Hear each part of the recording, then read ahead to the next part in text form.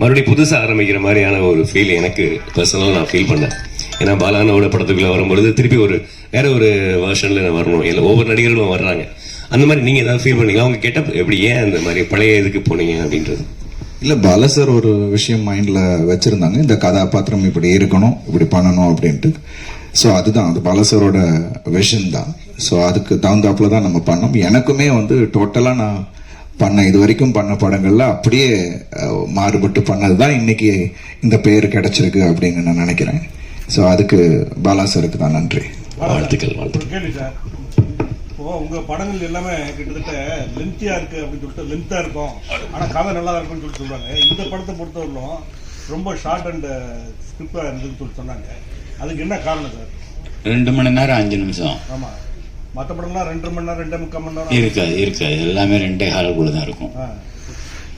இது கதை சொல்லப்பட்ட விதம், குறிப்பா செகண்ட் ஹாஃப் அது கொஞ்சம் ஃபாஸ்டா போகும்னா அப்படி காட்சியில் அடுத்தடுத்து அப்படி அமைஞ்சதுனால அது உங்களுக்கு ரொம்ப சின்ன படம் மாதிரி தெரியுது. ஆமா, அது ஃபாஸ்டா போறதுனால அது உங்களுக்கு தெரியல. சார் இங்கே சார் வாழ்த்துக்கள் முதல்ல படத்துக்கு. இந்த ஸ்டோரி ரியல் இன்ஸ்பிரேஷனா சார்? ஏதாவது நீங்க பார்த்ததா, இல்ல பேப்பர்ல மாதிரி தகவல் அடிப்படையிலையா? அப்புறம் பர்டிகுலரா ஹீரோவுக்கு அந்த மாதிரி டெஃபண்ட் அப்பா வச்சதுக்கான காரணம் என்ன சார்? அந்த இன்சிடென்ட் ரியலா நடந்தது. ஆனால் சென்னையில் தான். ஆனால் நான் அந்த ஸ்கூல் பேர் சொல்ல முடியாது. அந்த பிளைண்ட் ஸ்கூல், ஒரு பிளைண்ட் ஸ்கூல்ல. ஒரு அடுத்து என்ன கேட்டீங்க? அந்த டெஃபண்ட் ஹீரோவோட பேச வைக்காத ஒரு ரோல் கொடுத்திருக்கீங்க. அவருக்கு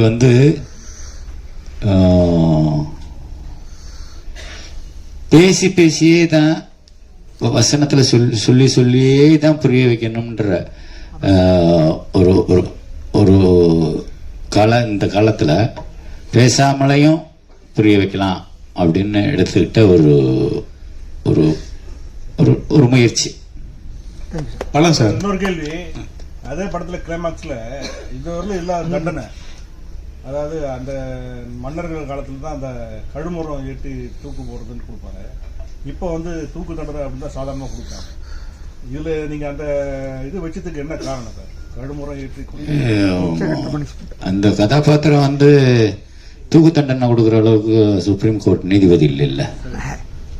அது வேற மாதிரி கூட கொலை பண்ணலாம், இல்ல நேரடியாக கொலை பண்ணலாம். கழுமுறைன்னு சொல்லிட்டு நீங்க சிம்பாலிக்கா சொன்னதுக்கு என்ன காரணம்? அது அந்த காலத்துல நடந்திருக்கு இல்லையா, அந்த இடத்துல அது நடந்துருச்சு, அப்படிதான் எடுத்துக்கணுமே தவிர அதுக்கு ஒரு காரணம் என்ன அப்படின்றது நம்ம தேட வேண்டியதில்லை.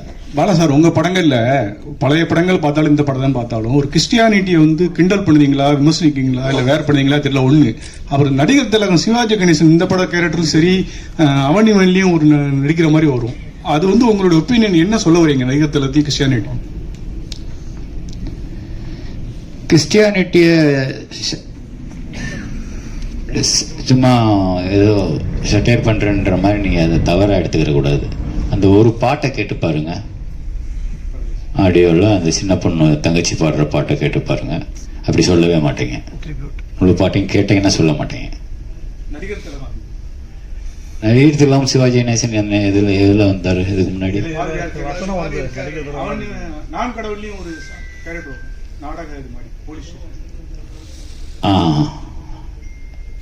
இல்ல, ஒருவேளை அவரை எனக்கு ரொம்ப பிடிக்கும்ன்றதுனால அவரை கொண்டு வரணும் என்னமோ தெரியல.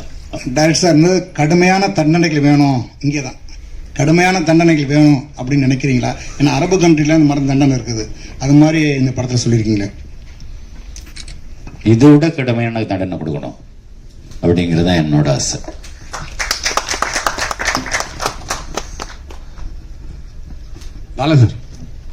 சார் இதுவரை தொடர்ந்து 4 படம் பண்ணிருக்கீங்க. பட் எல்லா கதைக்களமும் கேரக்டர் பாத்தீங்கன்னா ஒரே மாதிரி தெரியுது, ஒரு ஃபீலிங் இருக்குது. நீங்க ஸ்டைலிஷான பாலாவை நாங்க எப்ப பாக்குறோம்? ஸ்டைலிஷான பாலா சாரா எப்ப பாக்குறோம்? யதார்த்தமான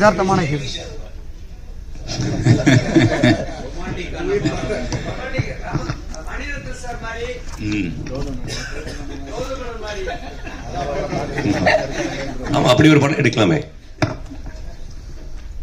ஒரு கதை இருந்தா கொடுங்க, எடுப்போம். சார் இப்போ பாலனா. அடுத்த கதை மாதிரி ஏதாவது நீங்க ரெடி பண்ணிருக்கீங்களா சார்? யாரை இல்ல பத்தி இல்ல இல்ல, இதுல தான் முழுமையா இருக்கேன். ரெடி ஆகிட்டு இருக்கு.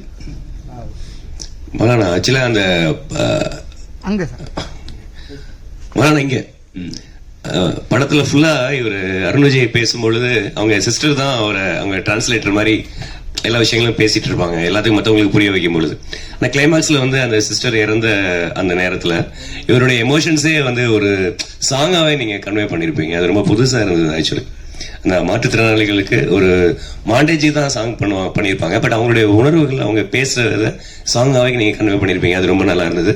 இன்னொரு விஷயம் வந்துட்டு, எப்படி நீங்க ஹீரோ கேரக்டருக்கு வந்து ஒரு அழுத்தமான ஒரு பயங்கரமான ஒரு கேரக்டரா போர்ட்ரேட் பண்றீங்களோ, அதே மாதிரி ஒவ்வொரு படங்களையும் ஹீரோயின் கேரக்டரையும் ரொம்ப ரொம்ப சுவாரஸ்யமா, ரொம்பவும் மற்ற படங்கள்ல இல்லாத அளவுக்கு நீங்க அழகா போர்ட்ரேட் பண்றீங்க. இந்த படத்துல ஹீரோயின் கேரக்டருக்கும் அவ்வளவு ரெஸ்பான்சிபிலிட்டி இருந்ததுன்னு படம் ஃபுல்லாவே. ஏன்னா ஃபர்ஸ்ட் ஹாஃப்ல அப்புறம் அவங்க தான் அது இவருக்கு ஈக்குவலா அவர் வந்து அந்த படத்தை தூக்கிட்டு சுமந்துட்டு இருக்காங்க. அந்த மாதிரியான ஒரு விஷயங்கள்லாம் எப்படி உங்களுக்கு தோணுது? அதே மாதிரி உங்க வயலன்ஸ் வந்து ஹீரோயின் மேலேயும் காட்டுறீங்களே ஹீரோ மூலமா. நீங்க கேட்டீங்க வயலன்ஸ் வந்து என்னோட ஹேபிட்னு, அதாவது என்னோட குணம் அப்படின்றீங்க. நம்ம அதாவது வில்லன்களை பழி வாங்கும் பொழுது, ஆனா வந்து ஹீரோயின் மேலேயும் வந்து எல்லா படங்களையும் ஹீரோக்கள் வந்து வயலன்ஸ் காமிச்சிட்டு தான் இருக்காங்க. இந்த படத்துலயும் அது கோர்ட்ல அந்த பொண்ணு வந்து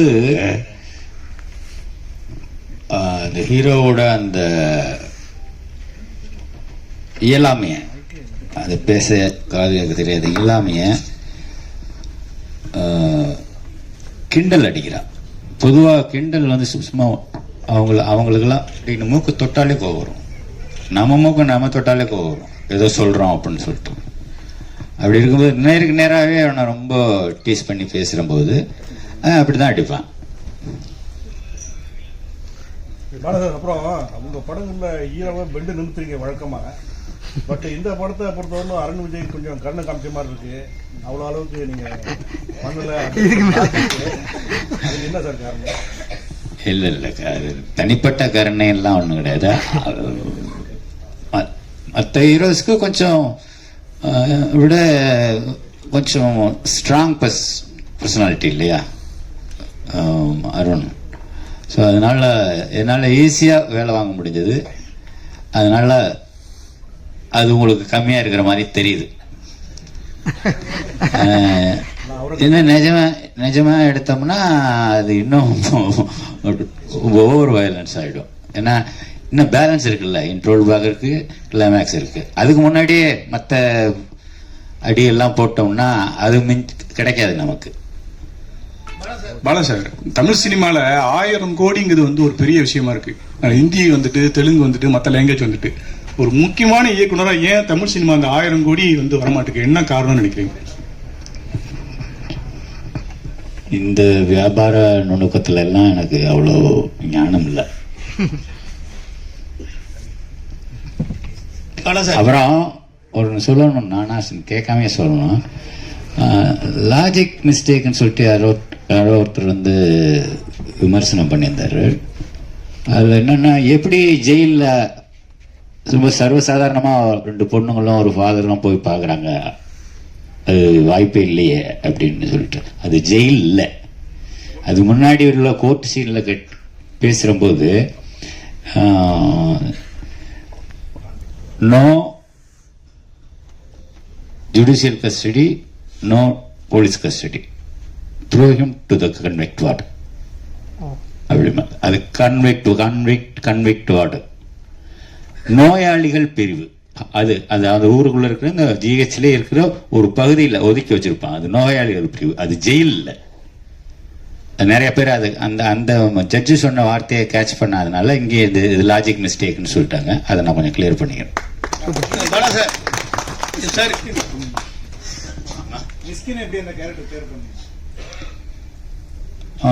மிஸ்கின் எனக்கு இந்த ஓனாயம் மாட்டுக்குட்டியில இருந்து எனக்கு அந்த அந்த இதில் பரியல் கிரவுண்டில் ஒரு மெழுகு மத்திரம் ஏற்றி வச்சுட்டு பேசுகிற ஒரு லெங்க்தி ஷாட்டு, ஒரே ஷாட்டில் ஒரே டேக், அப்போ இருந்தே நான் ரொம்ப கூட சேர்ந்து படம் பண்ணிடணும் அப்படின்னு எனக்கு ரொம்ப ஆர்வமாக இருந்தேன். அது இந்த படத்தில் நிறைவேறிருக்கு. அதான் சார், இப்போ அருணும் வந்து இந்த படத்தில் சிரமப்பட்டு நடித்து படம் சக்ஸஸ் ஆகிருக்கு, பேசப்பட்டிருக்கு. இதே நிலையில் வந்து சூர்யா நடிச்சிருந்தா இன்னும் எதிர்பார்ப்புகள் உங்களுக்கு கூட இருக்கும்னு நினைக்கிறீங்களா? அந்த படம் பெரிய ஹிட் ஆயிருக்கும்னு நினைக்கிறீங்களா?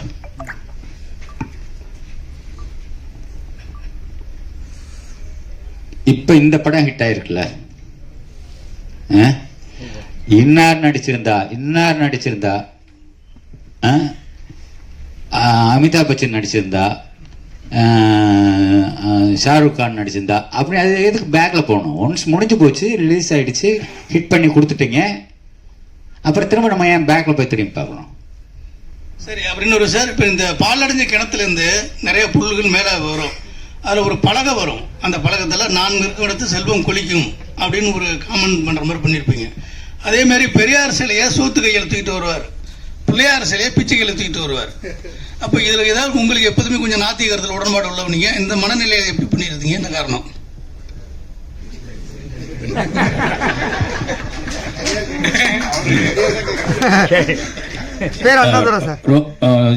சோத்து கை நொட்டாங்கைன்னு சொல்லி ரொம்ப திங்க் பண்ண வேண்டாம். ஏதோ ஒரு கை, 2 கை தானே, ஏதோ ஒரு கை 2 இடுப்பு, அவ்வளவுதான் அதில் தூக்கிட்டு வர்றது. சார் அடுத்த படம் இந்த படம் ஹீரோ யாரு? அது மாதிரி இந்த குற்ற பரம்பரை நீங்க முந்தையே எடுக்கணும்னு பேசிட்டு இருந்தீங்க, இல்ல அது குற்ற பரம்பரைன்றது நான் முன்னாடியே சொல்லிட்டேன். அந்த மீட்டுக்கு நீங்களும் வந்திருந்தீங்க.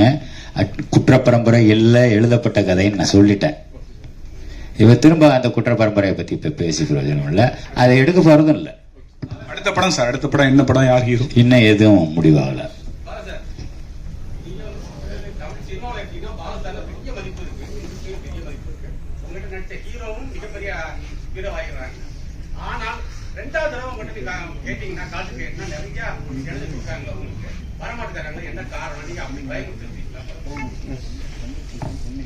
என்ன பார்த்தா அவ்வளவு பயமா இருக்கு? இல்ல பொதுவாகவே எல்லாரும் கேட்கிற கேள்வி,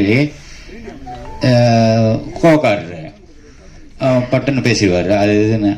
அப்படி ஏதாவது நடந்திருக்கா அப்படின்னு சொல்லி சுரேஷ் காமாட்சிட்ட கேளுங்க, இல்ல அருண் விஜய்ட்ட கேளுங்க, இல்ல படத்தில் நடிச்சதை யார்கிட்ட வேணாலும் கேளுங்க. என்னைக்காவது ஒரு நாள் முகம் சுண்டிருக்கணும் நான் கூட கேட்டு பாருங்க, அது அவங்களே சொல்லட்டும் பதில்.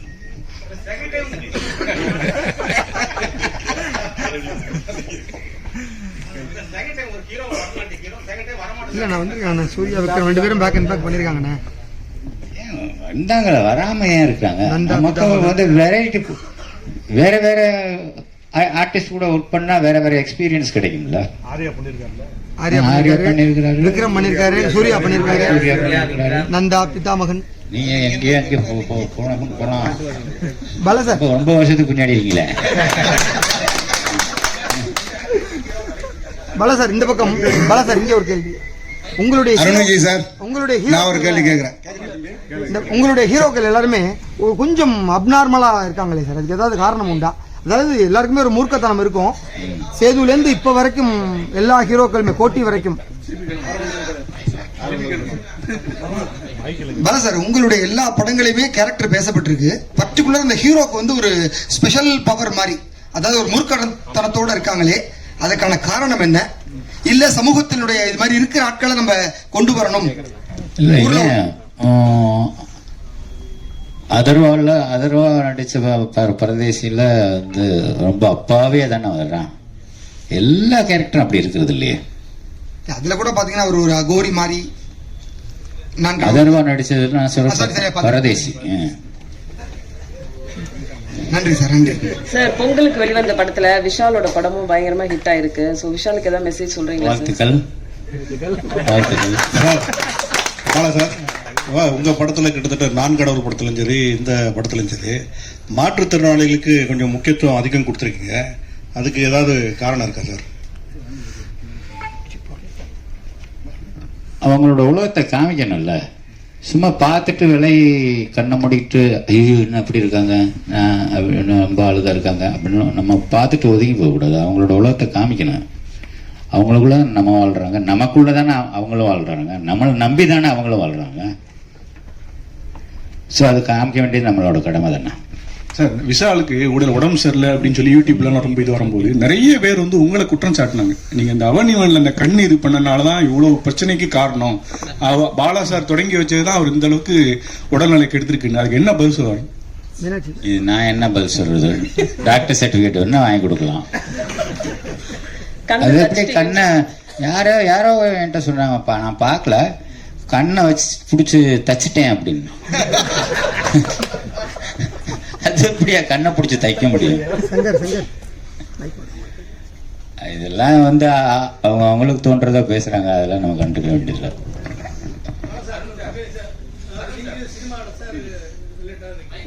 சார் அருண் விஜய் ஒரு கொஸ்டின் சார்.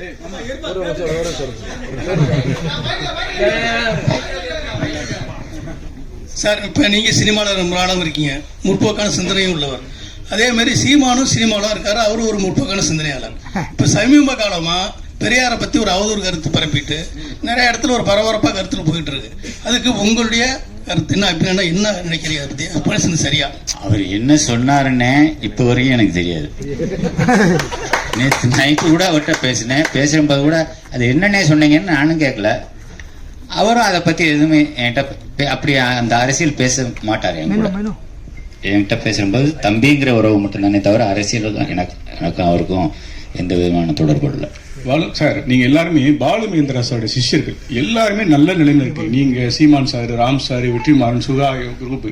உங்க குருநாதர் பேர்ல சென்னையில ஒரு நினைவு சின்னம், ஒரு சிலை, ஒரு தெரு, ஒரு விருது எதுவுமே கிடையாது. சிஷ்யர்கள் நல்ல நிலைமையில இருக்கும்போது ஏன் குருநாதர் மறந்தீங்க?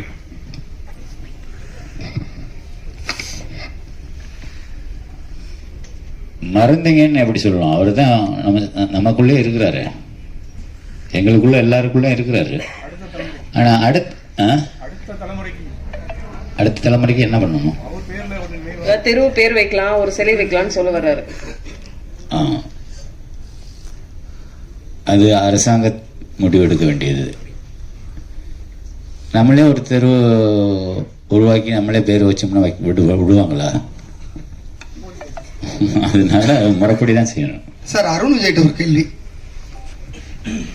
அருண் விஜய் சார், ரொம்ப நாள் நீங்க எதிர்பார்த்துட்டு இருந்த ஒரு விஷயம் பாலா சாரோட பண்ணணும் அப்படின்னு, அது அமைஞ்சது. என்ன விஷயத்த கத்துக்கிட்டீங்க பாலா சார்ட்டு? இந்த அனுபவம் எப்படி இருந்தது? ஒரு மறக்க முடியாத அனுபவம். ஒவ்வொரு விஷயமும் எனக்கு வந்து இதுல அவ்வளோ விஷயங்கள் கத்துக்கிட்டேன். ஒரு கதாபாத்திரத்தோட ஆழத்தை புரிஞ்சுக்கிறது எப்படி அப்படின்ற ஒரு விஷயம் பாலா சார்ட்டு அது ஒரு விஷயம் கத்துக்கிட்டேன். அதான் எனக்குள்ள இருக்கிறத இது என்னால் பண்ண முடியும் அப்படின்னு என் மேலே எனக்கு நம்பிக்கை கொடுத்தது Bala sir. So I think அதுக்கு நான் ரொம்ப நன்றிகள் பாலா சாருக்கு இந்த நேரத்தில்.